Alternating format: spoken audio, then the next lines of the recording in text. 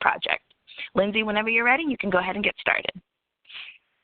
Great, thank you, and welcome everyone. We've got a busy participant list today, so it's really great. 90 people are joining us.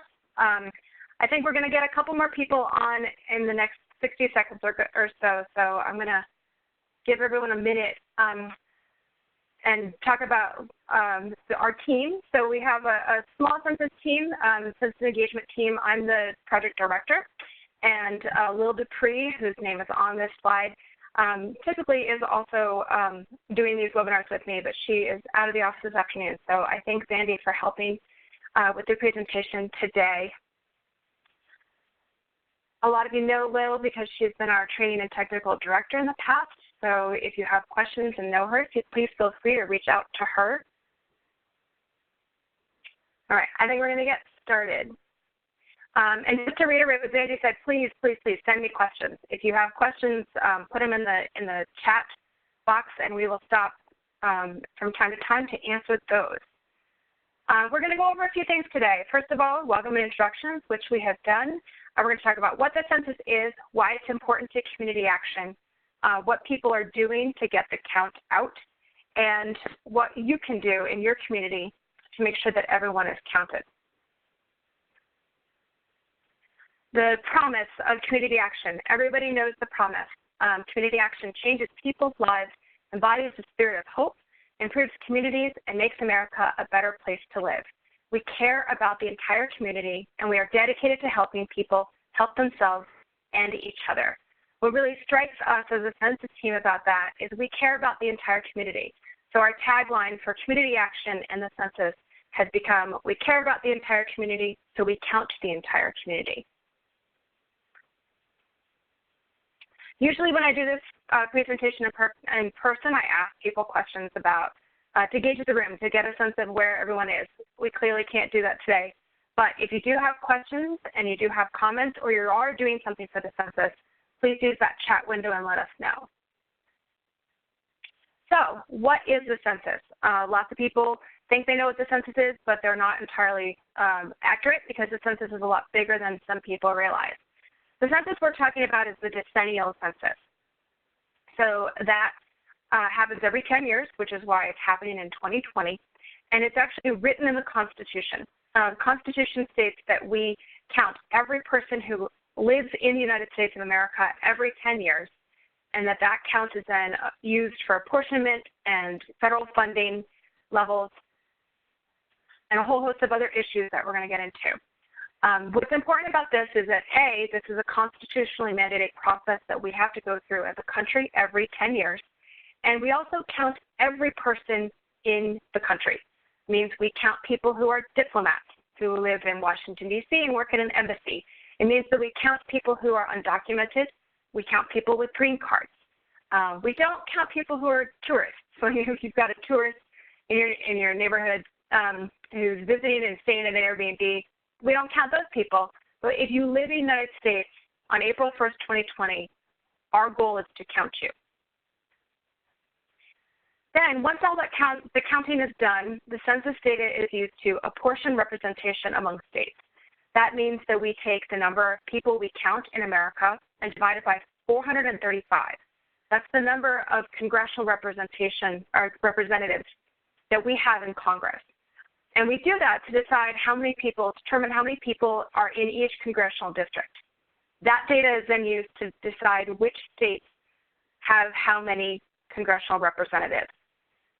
For those of you who live in Illinois, you folks are at risk of losing a congressional representative this cycle because you have lost some population. People have been moving out of state.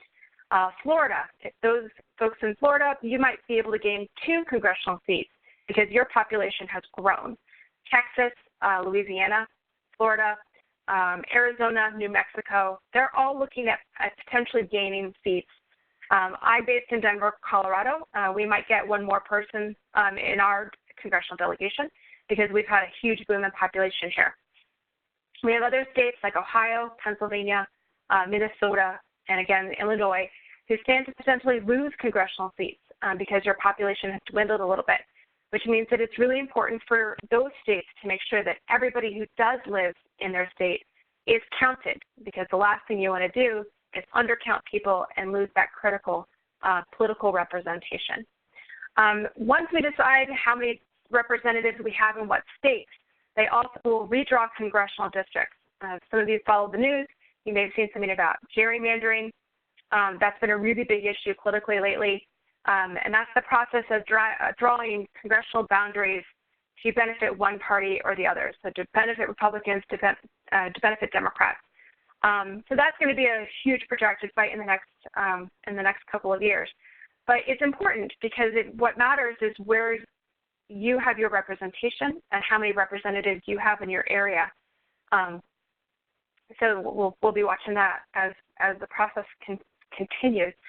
The census data is also used to distribute federal dollars to states.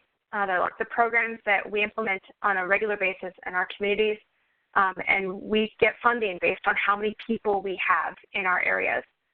Local government planning, if you have a new area of growth, you have a new housing complex, census data might help your local government decide that they're going to put in a new hospital.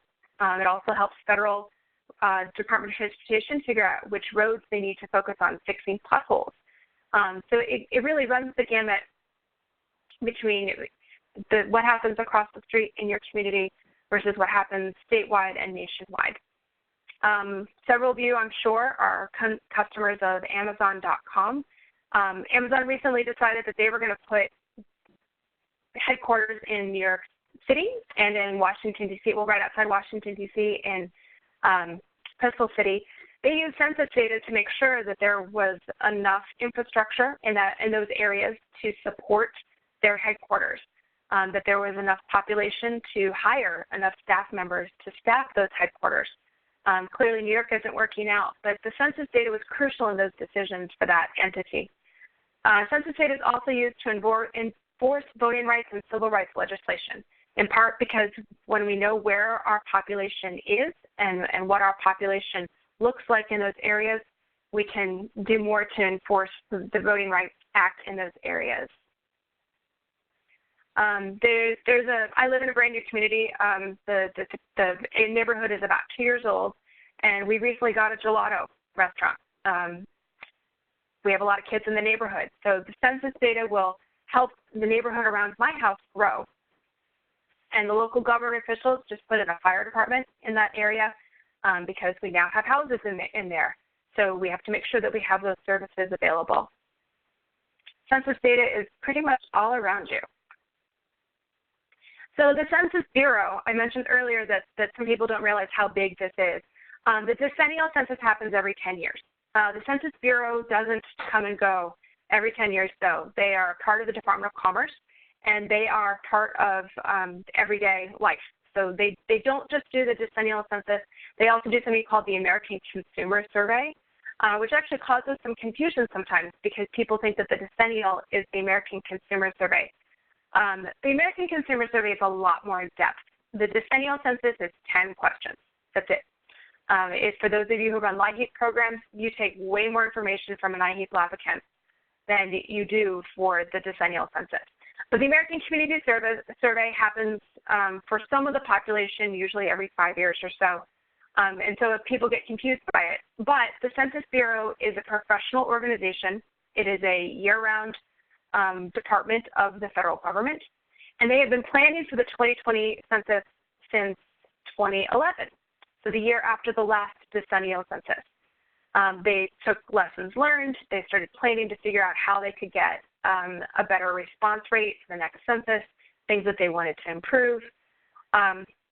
They started ramping up for the 2020 census in full gear in March of 2018 when they sent all the questions that will be asked to Congress for approval.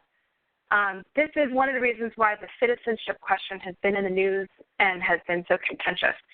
The questions were approved by Congress in March of 2018. So in March of 2019, when the Department of Commerce decided to add that citizenship question, some people felt like it circumvented due process. But it also meant that the Census Bureau hadn't been able to test that question.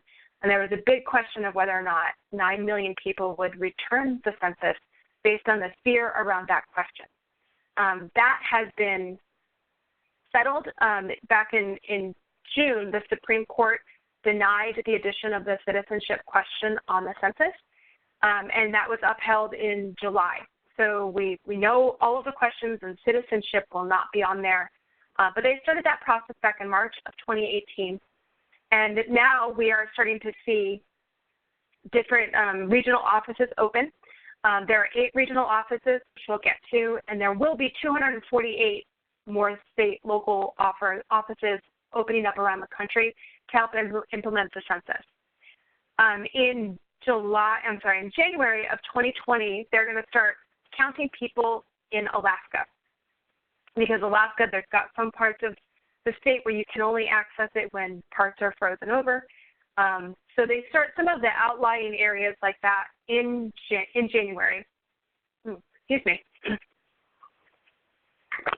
And in March, people will start to get notifications for everyone else in the country about the April 1st date.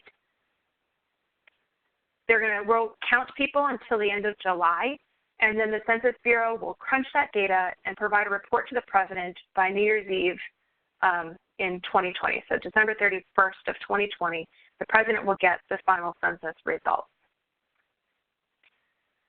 So for any individual household, most of us, except those outlying areas, will get invitations sent to respond online. So one of the new things this year that they determined was going to be an online response. So they're hoping that about 60% of respondents in the country go online and fill out their census form online. A, it's a lot less paper to print. B, it's easy to tabulate things. But it's a new technology. So with every new technology comes a little bit of risk. But those letters will go out in March. And then in later March and early April, reminder letters and postcards will be sent. April 1st is Census Day. So April 1st is the snapshot day that the entire country, that's the one day that the entire country responds to, actually no matter when you fill out your survey. So if you fill out your survey on April 5th and you had a death in the family in your household on April 3rd, that person still lived in your household on April 1st. So even though it's after April 1st, and you go back to April 1st to fill out the census. So you have a granddaughter living with you, and she's been there for a couple of months. She's going to be there for a couple more months.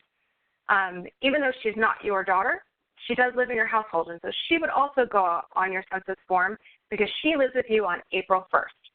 So April 1st is the day that no matter when you fill out your census form, you go back to what was going on in your household on that day. A little bit later in April, reminder letters will be sent, and then they're going to start printing those sending those paper questionnaires. Final postcards go out at the end of April, and then we start with non-response follow-up visits. So a person from the census will actually come to your door, knock on your door, and request that you fill out the census. They could also take your census form through, they'll have handheld devices, and they can ask you the questions and fill it out right there at the door as well. About 95% of households will receive their census invitation by mail. 5% of those households will receive census invitation when a census taker drops it off. So I'm sure that there are some of you out there that have very rural districts. You don't have mailboxes or you have P.O. boxes. And the only really way to reach those households is to drop things off. So 5% census workers will literally go to the door and hang something on the doorknob.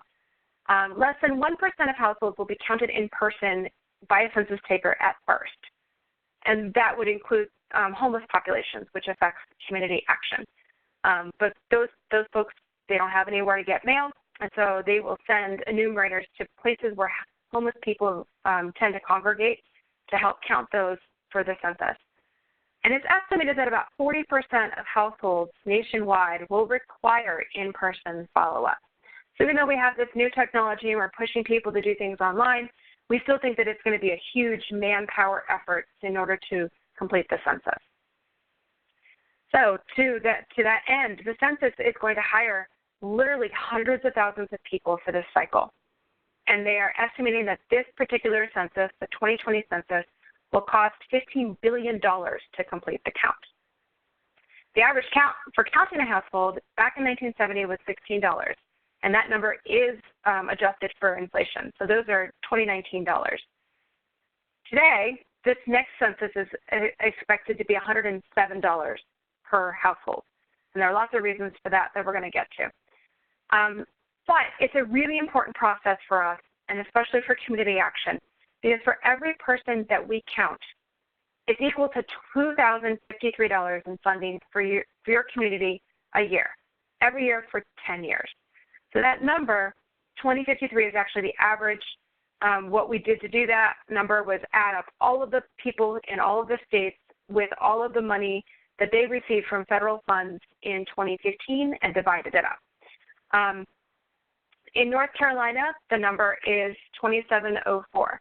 So if you live in North Carolina, the average is $2,704 in federal funding goes to the state because you live there and you are counted. In Texas, the number is 1654.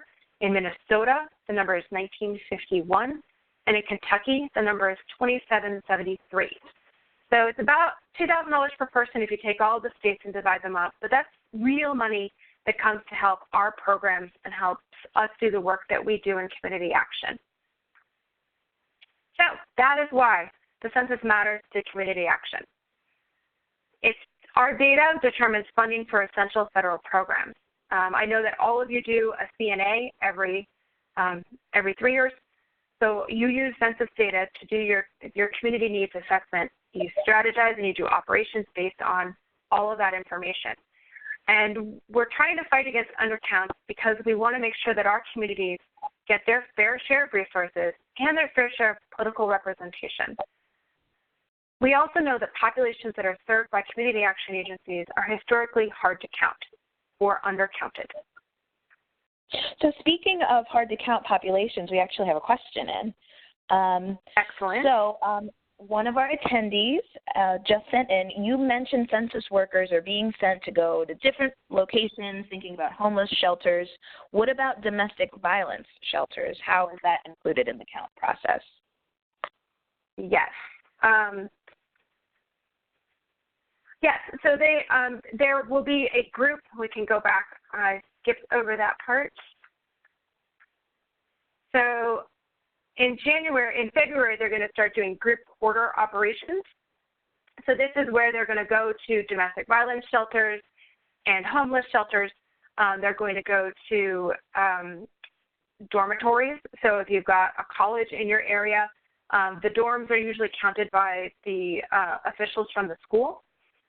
So they have a whole group quarter operation, and they are working with people who run those facilities. Jails are also included in that, so federal penitentiaries and places where people are incarcerated. Folks will all be included in the group quarters. My grandmother is 94. She lives in a retirement home, and I think that some of those folks can fill out their own forms, but not everybody does. And so the census actually knows and is working with all of those people to make sure that one way or another, people who live in group quarters are counted. Thank you. That's a great question. So let's get back to this slide. So there's about $77 billion that funds our activities. So you all know Section 8 housing, TANF, Head Start, LIHEAP, CSBG funding, rural rental assistance programs. We get about 9% of the federal funding spending every year. And a lot of that is based on the census data that we will be collecting next year. So this year's super expensive, right? So $16 versus $107, it's a big difference.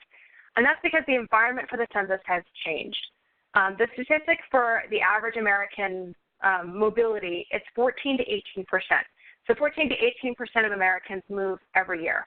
For our communities, it's more like 30, which makes sense. If you lose your job, you might get evicted. You might stay with family for a little bit, and then you have to move on because you can't really cramp your sister's house. And so you move into a new place that might be less than ideal. It might not fit your whole family. So you can move 4 or 5 times in 1 year because you live in poverty. The constrained fiscal environment, there's a big budget debate in Congress right now. Some people say that we don't need as much money for the census because we're pushing it online. And other people realize that new technology is going to have its own challenges and that we need to make sure to fully fund the operation as we implement a new technology to do this year. Rapidly changing use of technology. I know that I carry a cell phone, and on that cell phone I have 4 or 5 email addresses. I have Instagram, I have Snapchat, I have Twitter, I have Facebook, I get text messages, I get news alerts, and I'm not unique in this country. So people are overwhelmed with information, so the information explosion, but it's also how to reach people who are overwhelmed with their technology and have so many different options for getting their information. Mailboxes these days aren't nearly as important as they used to be.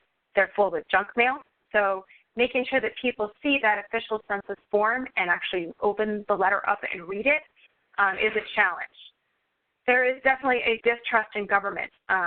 This political climate is one of the most intense I've seen in my life.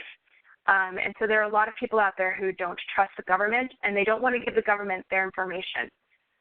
We also have a lot of immigrants in this country who have not done a census before because they don't have a census where they came from. Or where they come from, they don't trust the government there, so why would they ever give our government here information that they would never give their own government? That's an issue and a barrier for people. Declining response rates, people just aren't inclined to give the government information. They just aren't looking at doing that. And informal complex living arrangements, like the grandmother earlier that has her 3-year-old granddaughter living with her, we need to make sure that grandmother knows that she has to count her granddaughter. Also, we have a lot of divorced families in this country, so the question becomes who counts those kids, the father or the mother? The answer is wherever that child sleeps on April 1st, that's the parent that counts that kid. So April 1st is a Wednesday this coming year. So if the mom has kids during the school week, then she would be the one to put kids in the census form. Those questions are going to be a challenge for us. We also might have an immigrant family that has a cousin's family living with them, and they don't want their landlord to know that they've got 2 families living in a house that they're renting. So they might be not as inclined to fill out the census form because they don't want to get in trouble. So things like that make it difficult for us to break through and get people to return these forms. People can be hard to locate, hard to persuade, hard to contact, or hard to interview. And a lot of the people we serve are all of the above. You've got new or forgotten housing. The Census Bureau is actually out in the field right now. They started last week with an address of verification process. So they've done about 60%. They used new technologies, satellite images, to verify most of the houses. But that last third might get door knocked because people are verifying for the big mailing of the census. Some people want to remain hidden. It's just no matter how hard you try to find them, you won't be able to. Some people are just not civically engaged. They don't vote. They don't care about who their representatives are. They don't know who their mayor is. So they're not necessarily the folks that are going to fill out that census form really quickly. We've got language barriers in this country. The census is going to be printed in 59 different languages, which is impressive. This year, in addition to the internet and people being able to fill out the forms on the internet, we also have phone lines that will open up in mid-March. Traditionally, those phone lines have just been for questions, the clarification questions. I don't understand what this question's asking. This year, you will also be able to fill out the census over the phone. So that's a really important new feature of the census. But we do have language barriers, and so hopefully the phone lines will help us get through some of those language barriers. Some people have very low literacy. If they can't read the census form, they can't fill it out. This year they can call. Lots of rural districts have no internet access, and so those folks will most likely be filling their forms out by hand, or they can make a phone call and fill it out on the phone. So lots of reasons why people might be hard to reach to get them to return their census forms. So the census has this term called hard to count. I prefer to call these people undercounted, the most commonly undercounted communities. Low-income people definitely stand out on that. Young children, between 1 and 5. That is one of the largest groups that's undercounted, and a lot of it comes from confusion. Who counts the kids? If you're caretaking, do you count somebody? Homeless, rural, people who move frequently, people who are disabled, senior citizens, migrants, people of color, LGBTQ, all of these people are considered hard to count and are in undercounted populations. This looks a lot like community action. So these are the people that we tend to work with the most, which is one of the reasons why community action is so involved in getting out the count. So I think I've outlined a problem. Can we pause for questions? Does anybody have a question so far or a thought? You can put it in the chat. Otherwise, we'll move on. Okay, so we have a problem. Oh, great. What you got? Oh, I said no questions yet. Okay. I'll still take a sip. So we have a problem. What are we going to do about it? We have some partners. So the U.S. Census Bureau, obviously they're putting on the census. They're pretty active. We have partnered with the U.S. Census. We work with them. We've done several joint presentations to community action with them. You can partner with them yourself, which includes, you can sign up for their email list. You can go on their website and sign up for those emails, which are kind of fun, especially if you're a data nerd. I'm definitely a data nerd, and they send fun things out like factoids. The average American woman is now getting married, 7 years later than they were, and I'm making that up, but I know that they sent something about that. So they do send interesting information to help you figure out how census data is used, so you realize how important it is and can help talk to people about the importance of it. They also will have those 248 offices around the country, which means that there will be one somewhere near you. They have partnership specialists all across the country. They are reaching out to different groups to make sure that we are joining efforts and doing things in tandem to get out the count. These are the regional office boundaries. So there's a New York office, a Pennsylvania office, Atlanta, Chicago, Denver, and Los Angeles. And these are regional offices. So they are the head office for those regions, but each of those states within those regions have their own partnership specialists. Arizona, for example, I know that there's an office in Phoenix, and they're opening up 5 other offices around the state. They're looking at opening those offices sometime in the next few months. So if you're interested in reaching out to a partnership specialist and you can't find that information online, you can certainly email me and I can help you get in touch with the right person to find a partnership specialist near you. The partnership specialist can do a lot of different things. They can come to a meeting. They can come if you want to organize a presentation for your community and for the people you serve. They can come in and speak for you. And they can also help you get in touch with other people who are doing census efforts in your area. So you can share resources and work in tandem to make sure that we're getting to these people. The Census Bureau has a program called the Complete Count Committee program. So these are a lot of the states in the country have them, not all of them, but there's often a statewide Complete Count Committee, and then there are local Complete Count Committees. So that could be a city. So the city of Phoenix has one. Knox, Tennessee has one.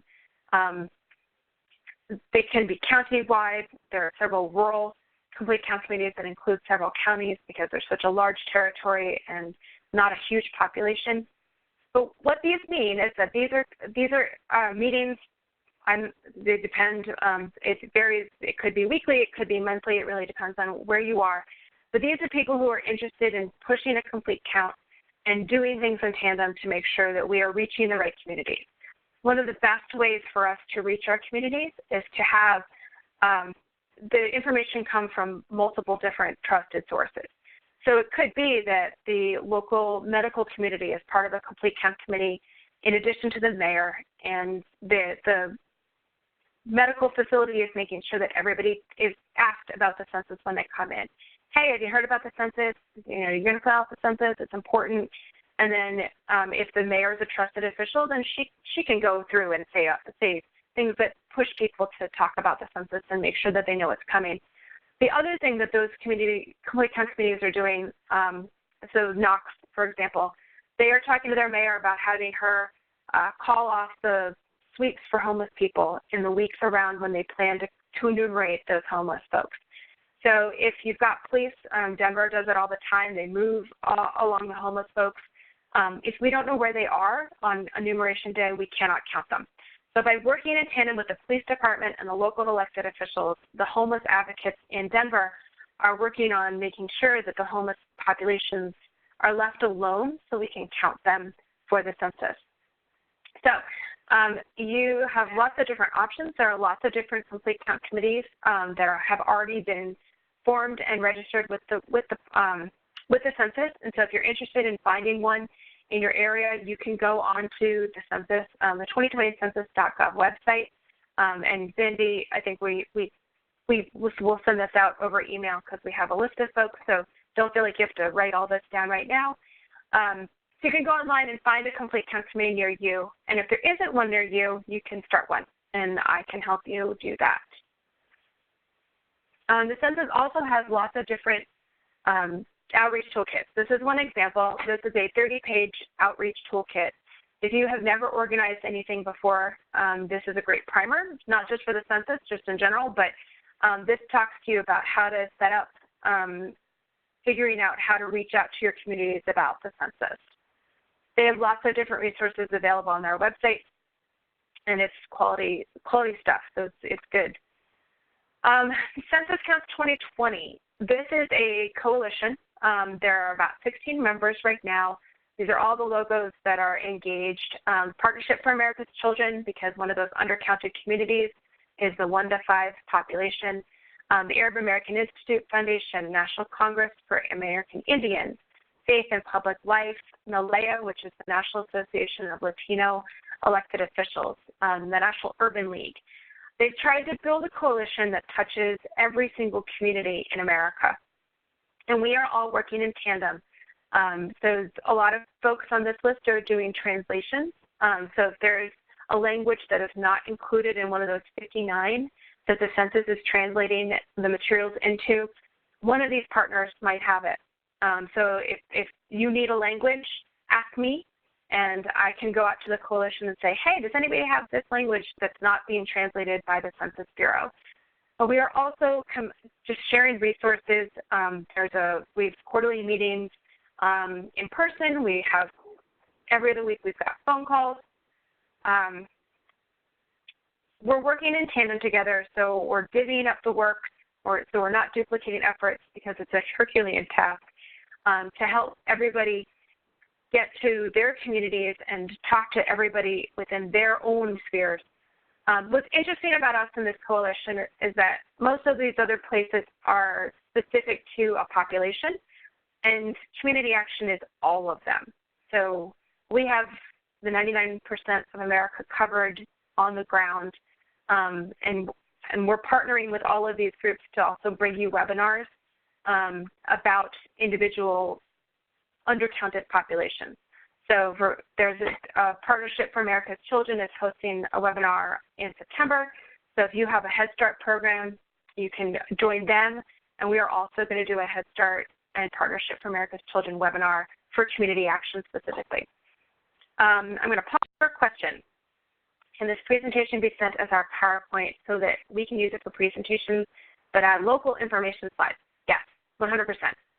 I'm not sure how we typically send these presentations for Webinar Wednesday, but if it's a PowerPoint, that's great. And if it's not, if it's a PDF, I'm happy to share the slides with you.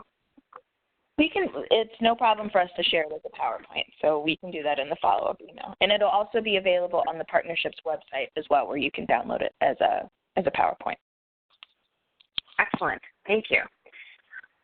So Census Counts 2020 is this coalition. They also have a website where they're asking people to take a pledge to be counted and to talk to their community members, their fellow community members about the census and educate folks. You can go to the censuscounts.org website. You will get email updates and the like. But the partnership also has our own census program. The first thing we're doing, Lil and I have been traveling the country. For those of you who know Jim Masters, he's one of our subject matter experts, and his colleague Alan Stansberry.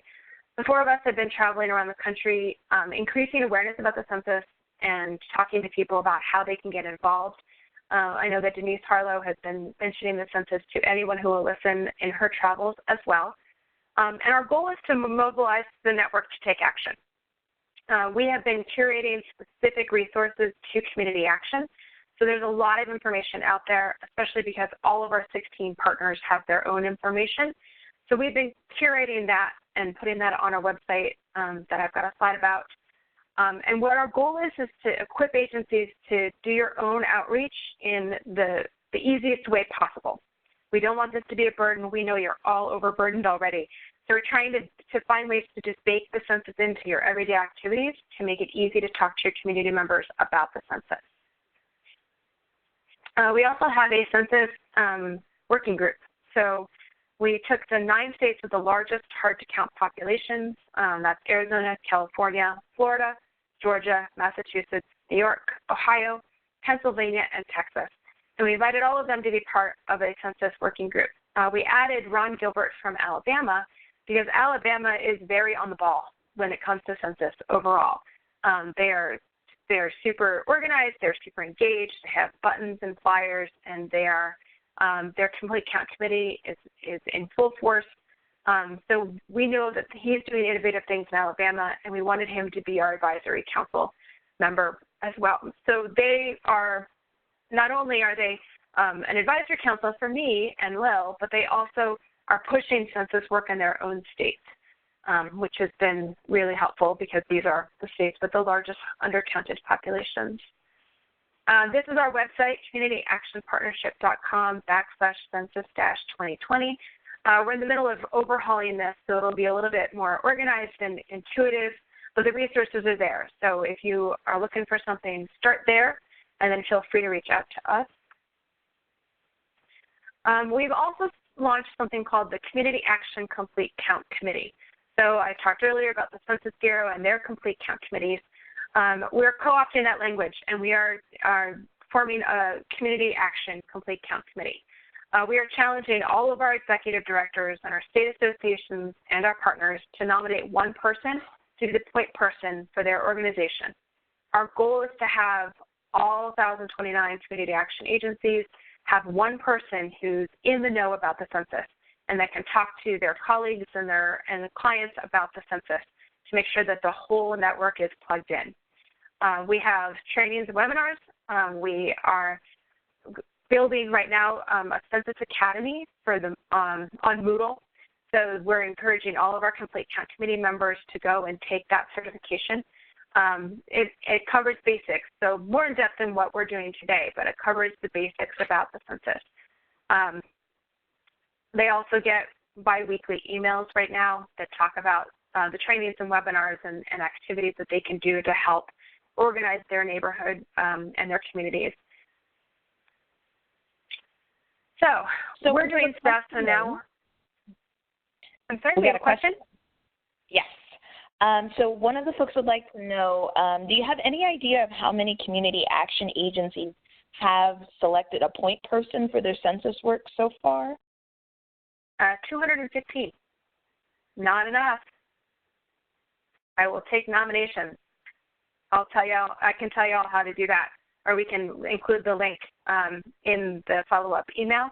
It's also on the top of the census website page for the Community Action Partnership right now.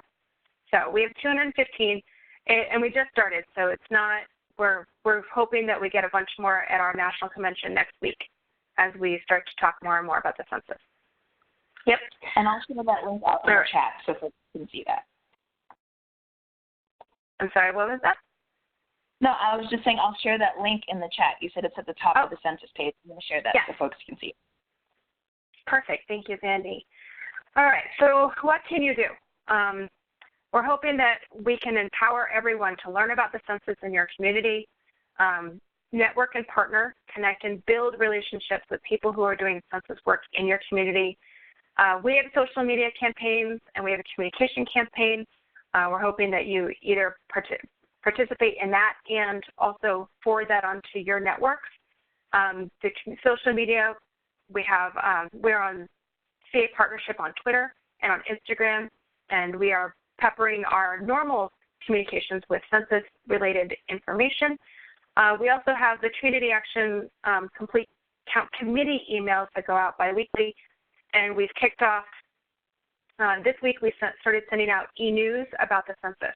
So slightly different our target audiences, but the e-news is talking about what's happening with the census. So the top article there was about the census knocking doors to confirm addresses, because we want to make sure people know that census workers are out and about and what they're doing out there. But it also notifies people if there are webinars that they can attend to on their specific populations. So the two different emails are both up and running. We are planning to start after Labor Day a Facebook group. So we're going to do a private community action Facebook group where people can ask questions and make comments, and we can talk about the census. So if you have a question about this very complex situation, or last webinar I did, somebody asked about a foreign exchange student. So the question was, should that foreign exchange student be counted? And the answer is yes. That foreign exchange student is living with you for the spring semester. They are there for 3 months. Yes, you count them because they are living with you in your home on April 1st. So we're going to start this Facebook group so people can ask questions like that and learn from each other and be connected virtually. And we are also hoping that you will do census outreach at your agency, at the agency level. So when you learn about your census in your community, we want people to think about who is the target hard-to-count population in your area and why. So it could be that you have a lot of people who are undocumented, and so their concern is that they are going to fill out the census and then ICE is going to show up at their door and they will be deported. That won't happen, I promise, and I can go into more detail. There's another slide about that. It could be that somebody just doesn't think that the government has any business knowing this information, and so they don't want to fill it out because they don't want big government to know anything about them. If they're in your agency, chances are pretty good that they've given the federal government a lot of information already, but there are ways to address those concerns. But we want you to think about what the concerns of your population might be, and then connect to the census and figure out where your regional office is. There are 2 tools to help you find your populations. The first is by the City University of New York. They were given a grant to build this mapping system. You see the reds and the oranges. Those are concentrations of hard-to-count populations. Normally when I do this in a specific state, I blow the states up so you can see hard-to-count communities tend to be either in very rural districts or clearly along the border. Sometimes you find a lot more hard-to-count folks in cities because people tend to be a little bit more anonymous in a bigger environment like that. But you can go here and you can click by state and you can find your state and figure out where in your neighborhood people are hard to count. So a couple of questions actually came in before you move forward, if that's okay. Okay. Yes. So one of our attendees would like to know, is there a template, or would it be possible for the partnership team to create a template that represents a sample letter or notification that they can use to communicate with local government officials to let them know that their agency is participating in the complete count effort? Sure, we can do that. Yep, okay. We can do that. Great.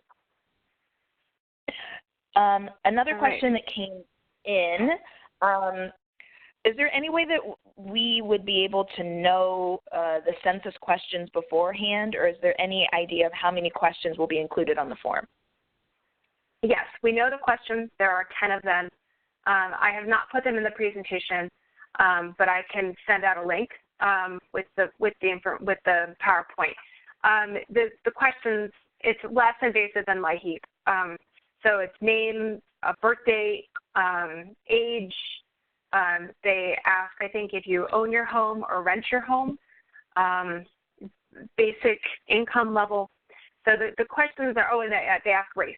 So race and gender, age, ethnicity. I'll send that list out. I can certainly do that. And we have those questions. So yes. Okay. Thank you. More questions? Okay. Let's see. One other one that just came in. Would it be possible for an agency to have more than one nominee? Yes. Yes, I won't turn that down. Yes, if you are, because I also know that in some agencies you have one person, literally you have one person. In other agencies you have multiple locations, et cetera, et cetera. So yes, however you feel your agency needs to be represented, I will not turn that down at all. So yes. Yes. Okay. And one other question just in. Wow, this is inspiring a lot of conversation. Good. This is great. Someone said on a webinar that they've been on recently, there was mention of a specific set of curriculum that can be used to train tax staff on this topic. Where is that in the stage of development? And if possible, could that be used or adapted to use in school districts to educate high school students? Very specific. Interesting. Interesting. Our Modal Academy will be launched at convention. So next week we will be launching that. Probably is the answer to the high school curriculum, but we can talk offline. How's that? I've got some ideas and some concerns, but I think that yes, it could be, because a lot of the information we're pulling together from different places, and it's all open source. So it's community action specific, but we're using a lot of resources from the census and some of our partners. So if you would follow up with me offline, I would be happy to work with you on that. Okay, I've got a few more slides, and then we'll open it up for more questions. The census also has a mapping system that's called the Roam system, and the darker the areas, the higher the non-response rate is in that area. So this is different from hard to count. Like the hard to count areas show lack of response, and where the populations live that have no internet access or are super rural, or they know that they've missed people in that area before. Whereas this is more, we sent out 100 forms and we got 75 back, and so the Roam score is 25 because we're missing 25% of the population. So between the CUNY and the Census Roam maps, you should be able to get a pretty good sense of where in your community your hard to count folks live. We are encouraging folks to join or form their complete count committees, partner with the census, have their partnership specialists come in, talk to the local partners that are doing census engagement. One of the things we're working on that if we haven't quite figured out as a coalition yet is how to connect each other. So the NAACP has chapters all over the country. We have our agencies. So how do we connect the local NAACP and the local Community Action Agency in St. Louis? So we're working on doing that kind of granular sharing so we can help each other connect with our local on-the-ground partners. So if you want to be included in that, you can always contact me, and as that comes available, we'll be sharing that information with folks. We also are encouraging people to recruit to fill census jobs. I think I have a slide about it. Oh, maybe I don't. Okay. The census hires hundreds of thousands of people, and so we are actively encouraging our community action agencies to recommend to their clients that they take a part-time job with the census, or they go for a full-time job with the census. There is a minor background check. I've been told it's the same as a Head Start teacher would be, but they encourage people to apply now. The big push is going to be next year, obviously, but they are desperate for applicants in some places. I think the last number I heard for Colorado was they were looking for 40,000 more applicants, because obviously they won't hire all 40,000 more, but they're looking for the right people. So these are part-time jobs and full-time jobs. They pay mileage. They pay decent wages. There's a website that it's 2020census.gov/jobs. And you can go and see if they're hiring in your area. You can also go there and check out what the wage is. So I think it's between $13 and $27 is what I've seen but it's all depending on what your community wages should be. So we encourage people to go recruit to fill census jobs. Part of that is that we want people knocking on doors that look like that community. So if you have someone who speaks Spanish, who is one of your clients, if that person goes and knocks on doors in the Hispanic community in your area, they're a lot more likely to respond than if somebody who doesn't speak Spanish or is very Caucasian goes and knocks on that door. So we're trying to get people who look like the community to be asking these questions to increase participation. And I will send out that link as well. We are encouraging people to train their staff with knowledge about the census. We have a few tools to help with that. Moodle Academy, we have a video. We are hoping to have posters and resources to send for folks. I don't know if my budget will stand for us to send postcards and posters to everyone, but we will at least have templates and things that you can download and have printed. We also offer technical assistance. I think I've said it several times. I'll say it again. If you have questions, please reach out to me, reach out to Liz. Anyone at the Community Action Partnership National Office can direct you to us. So if you have any connections whatsoever and you've got a question about the census, please send those in. Let us help you. And we've got our social media and communication campaign. So the right messaging is really key. We are working with our partners to get specific messaging for you. Our partners are all out in the field with focus groups right now and other research to figure out how to convince their communities to fill out the census. So a message that works for the Asian American community might not work for the African American community. So we're letting our partners who specialize in those areas come back to us with that messaging, and then we will share that with you because community action touches every single community in America. So we're going to get that messaging. One of the things that we have found very compelling so far is to tell somebody that if they fill out the census, then their community will receive $2,000 in resources for the federal programs that they are coming to your agency to receive. So telling them that them filling out the census helps their community has been a really effective message across the board, but we will be getting more of that for you. We're asking that people incorporate their census into existing contact. So somebody asked if we should put it into an intake form as a question. I don't think so. That's not really the right tactic, I don't think. But we do want, when somebody comes in, for someone to colloquially say, hey, have you heard about the census? Do you know that the census is coming? Do you have thoughts on the census? Do you expect to fill out the census? Do you have any questions about the census? Any way that you can make that language yours to start a conversation about the census is what we're hoping for. We want people to think about 7 touches. So how do you touch your client about the census 7 times? Is it a poster in the front of the building? Do you have something on your desk that says, ask me about the census? We'll have buttons that say that at convention next week, so you can grab one of those. Do you have a transportation service, and you can have your driver pass out postcards to all of the people that they give rides to? If you have a Head Start program, can we send open a flyer with the kids to take home? We're actually working on a cartoon drawing that kids can color that talks about the census so they can take it home, and hopefully their parents will put it on the fridge as a reminder about the census. How can we find the 7 touches that will help your community remember and and feel like they can do the census in a safe and easy way? That's what we're looking for. We are empowered staff because we are trusted messengers. So these folks come to us in their hour of need, and we help them. So they trust us, and we are definitely using that power to help them help our communities by filling out the census. This is a video that I've been talking about, that I mentioned. We can send the link out to this. I think the link is going to go away today. We just got this video back from the Long Beach Community Action Partnership. That is Derek Simpson, who's the executive director. And they're hosting the video, and we're about to put it up on our own website.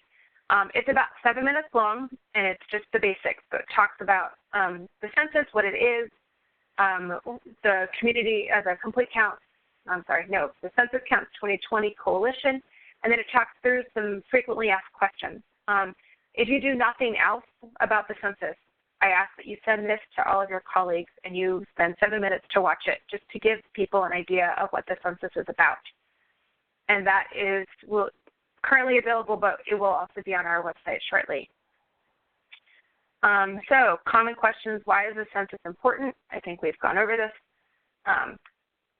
Do I participate if I'm not a citizen? Yes, you do. Federal money, the creation of districts are both based on the total size of the population, not just our citizens. So it's very important that we count every person in our community. Do they come to my house? A lot of people ask that question. If you don't fill out your census form, then yes. So if you've got a client who is super anxious about having the government anywhere near them, then you can tell them that if they fill out the form on the phone or if they fill it out through the mail or online, no one will come to their house, which is sometimes all they need to be encouraged to fill out the form. Is it safe? So I promised to talk about this. Yes, the answer is yes.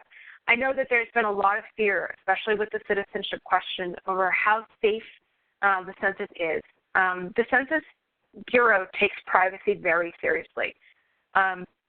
First of all, under the law, census data can only be used for statistical purposes. They are not looking to uncover nefarious deeds or anything like that about the population. They just want to know who lives in America. The Census Bureau is America's statistics department. Like that's what they do. They crunch numbers.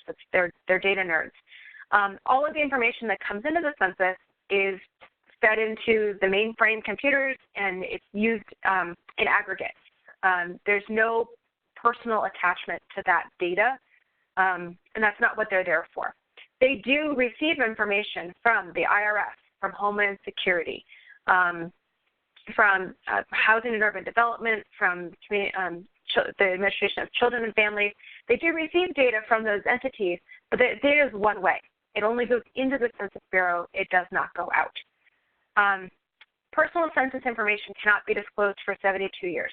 There are a lot of people out there who are super excited about the census because the census coming means that in 2022, the next release of old census data will happen. So if you do genealogy research, you might be super excited about this. But the forms that we fill out next April will be hidden. They will be kept under a lock and key, and they will not be disclosed for 72 years. So all of the information that we're doing now is protected for that amount of time. And finally, Census Bureau staff who have access to personal information are sworn for life to protect confidentiality. It's called Title 13, and it happens on the first day. If you start working for the Census Bureau, you raise your right hand, you swear an oath, and you say, I promise to uphold Title 13. The penalty is that you either have a $250,000 fine or you can be imprisoned for up to 5 years or both. So the Census Bureau employees all know that if they release any private information, they could lose their house, they could go to jail, they could have this huge fine. It's a big deal, and they take that confidentiality very seriously. Can I help someone fill out their census form? Yes. You cannot handwrite it for them. So you can help them pull it up on the computer. You can help them put in the code. You can go over the form in advance with them to help explain what those things are. And I know we sit and help our folks fill out forms all the time. We cannot actually fill it out for them because we're worried about privacy concerns. So you can also help somebody who's disabled make a phone call and fill it out online if they can't, if they're blind, for example. So you can help them, but you cannot actually physically fill in the form for them. Accessibility issues, I think I've addressed that.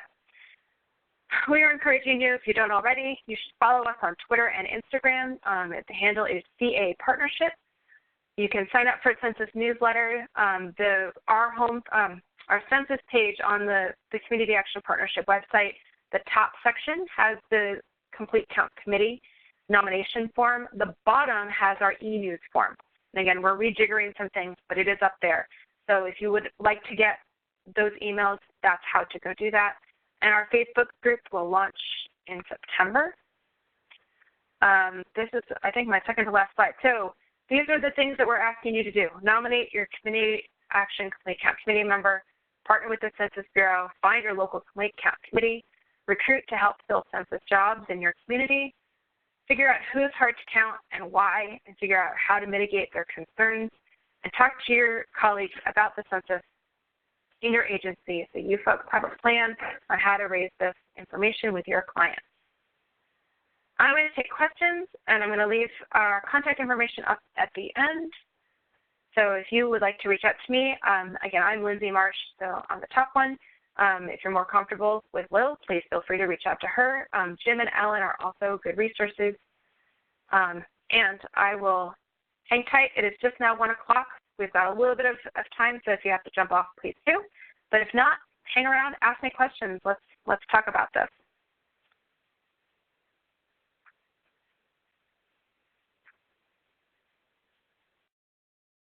Okay, so if there are any questions from folks, please feel free to send them in. I do think I just saw one pop up.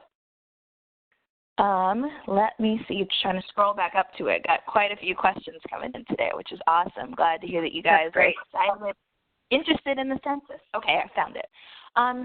Do you have any information on the time frame for the temp jobs for folks, getting folks hired to work on the census? And what is the time frame for those jobs? How long will they last? Sure. So the biggest chunk of them will be between April and July because a lot of those jobs are enumeration jobs. So when people are doing follow-ups to knock doors. I do know that they are in a crunch to hire now, but the bulk of that work will be next summer. Interesting point, I know that there has been a nationwide waiver that, if I'm understanding it correctly, each state can adopt that waiver for people who receive benefits, so the temporary work doesn't count against their benefits. So you might have somebody who would love to do the work, but they've got benefits and they don't want to see those benefits reduced because they're making money. So that is a state-by-state answer, and I'm trying to get more information on that for folks. So the answer is apply now. It might not happen for a while, and the bulk of the activity will be next year. Great. Let's see, any other questions? A lot of questions about the slides. So to reiterate for everybody, yes, the slides will be shared. They will be shared through both a follow-up email, in addition to some of the other resources that Lindsay mentioned today. We'll make sure that those all get included, and we will also post them on the partnership's website under our resource library, and we'll make sure to include the resources mentioned today there too. And if somebody would like to adopt this presentation for their own uses, please ask me to help, because we know where information is. We've been doing these presentations all over the country, and we've become kind of experts at it. So if you would like to give this presentation to your staff or some such, please reach out to us and we can help with that. Let's see. I am not seeing any other questions at the moment, so maybe do we want to pause for folks to enter in any more? Do you have any other kind of like final words that you have for folks today? Well, sometimes I'm overwhelmed by the enormity of this process. I mean, the census is huge, but it really is very important to our communities. So I do really hope that folks will follow up with me. I'm doing webinars around the country. So if you want to put together a group that you want me to come in and do a webinar for, I'm happy to do that as well. If you're coming to convention, come find me. I will have an Ask Me About the Census button on at all times. So please ask me about the census. We're having a big presence at convention, and so I hope you'll look for us and ask us questions and engage with us. But if you're not coming, please do reach out. I'm happy to jump on the phone and have a conversation about what you can do in your community or answer any specific questions about you and your agency.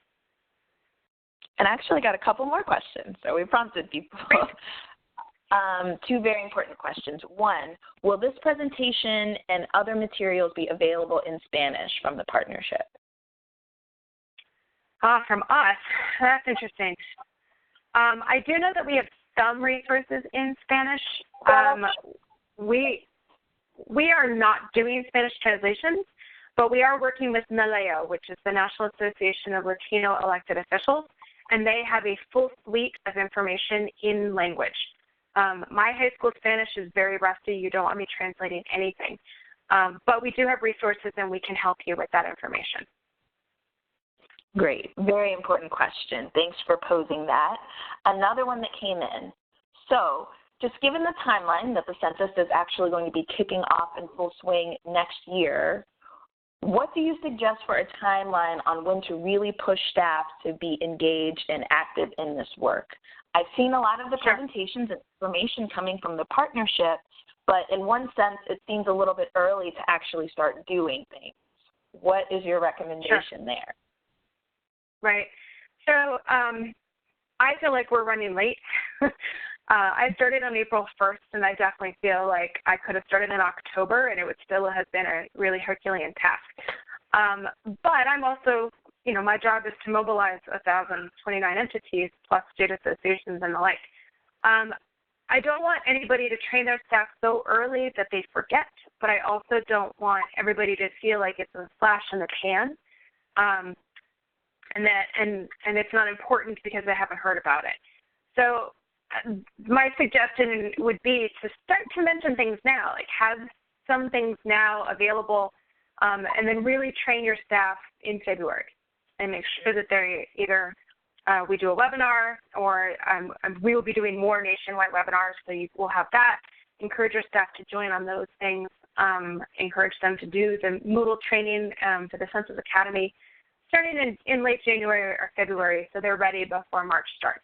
And obviously, if you're in Alaska, that's not true. I would start in November. And we'll have more recommendations on that. Great. Well, I think that's all the questions that I'm seeing at this point.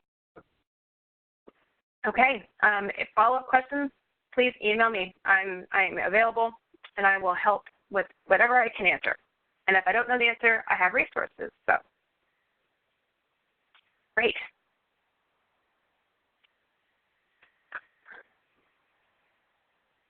All right. Well then, Sandy, let's wrap it up.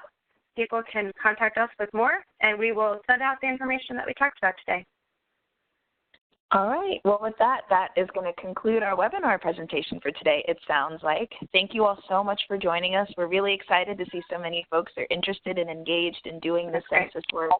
It's very important. So you can see Lindsay's and Lil's contact information on the screen. Please reach out with any questions, or you can bug them in person next week in Chicago. So please take full advantage of that opportunity. Thanks so much, guys, and we will talk to you again soon. Have a great day.